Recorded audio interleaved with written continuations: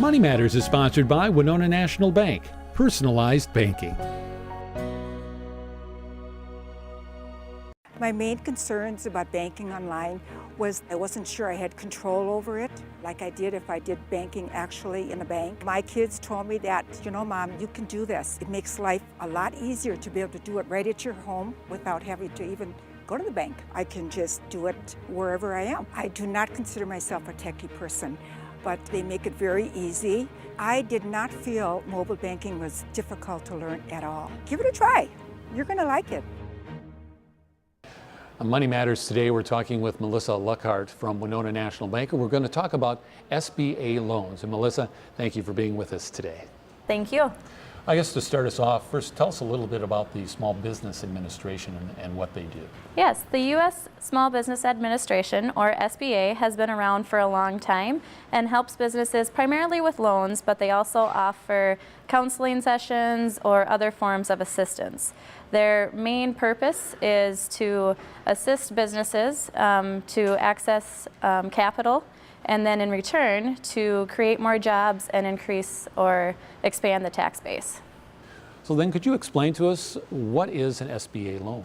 For an SBA loan, you still work directly with your local bank, which is a great part of it. You don't have to work with someone else outside. You still provide all of the financial information to your local bank. They go through the approval process.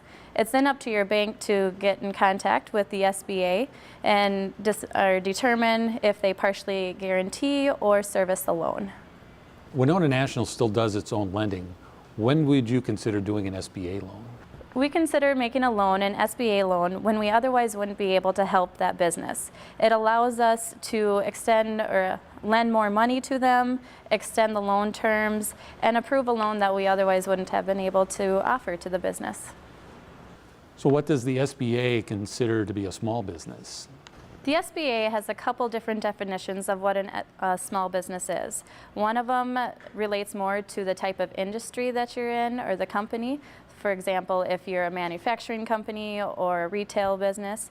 The other one is a more general definition that relates to the net tangible assets and the average net income over the last couple years.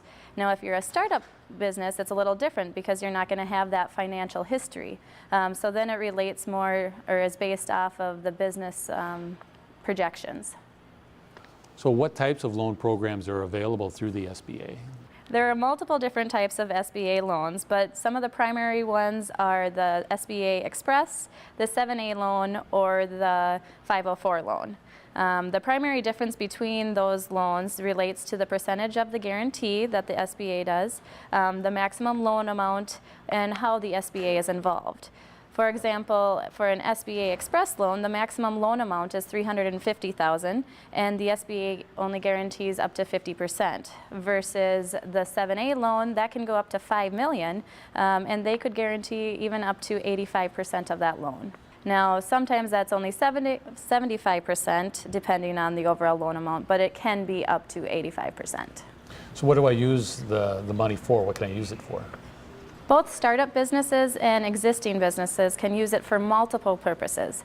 You can use it to purchase a company, you could use it to build or renovate or remodel a current building. You could use it to purchase land, to purchase equipment or fixtures. You could even use it for working capital needs or even to refinance existing debt. You can really use it for a lot of different uses. What then are some of the requirements for an SBA loan? That is another great thing with the SBA loans. You don't always need collateral securing the loan. That just really depends on the type of loan, how the loan proceeds will be used, and how strong the company is.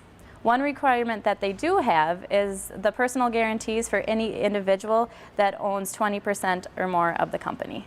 So how is a SBA loan administered? This is another great thing with the SBA loans. Generally, all of that, the administration is done through your local bank. To make your loan payments, you would contact your local bank, and to discuss, modifications or changes to the loan, that is all done through the local bank. Generally, the only time that the SBA gets involved is should the loan default.